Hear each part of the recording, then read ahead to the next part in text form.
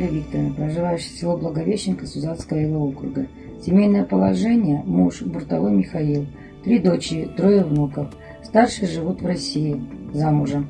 Младшая дочь учится в 9 классе. В 2014 году ознакомились с проектом и создали группу АГВП с 30 женщинами, 5 групп. Проводили семинары, тренинги, много узнали по проекту. До проекта мы многим чем занимались, но не смогли реализовать продукцию. Вручную резали фрукты на сушилку, сушили на солнце. Много уходило времени и расходов.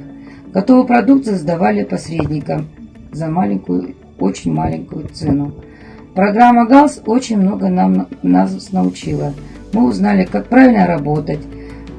Поменялось отношение в семье, семейный бюджет, равноправие. Моя группа состоит из 8 человек. Муж работает вместе со мной в бизнесе и дома. По проекту мы выиграли сушильные шкафы и вакуумные упаковки. Это очень облегчило нам в экономии времени и качественной продукции. В связи с карантином по ковиду в 2020 году у нас снизилась продукция и доходы были очень малы. Сейчас мы работаем ОРМА брендом, я член кооператива годам. В этом году у нас большие планы выпустить большое количество ассорти сухофруктов.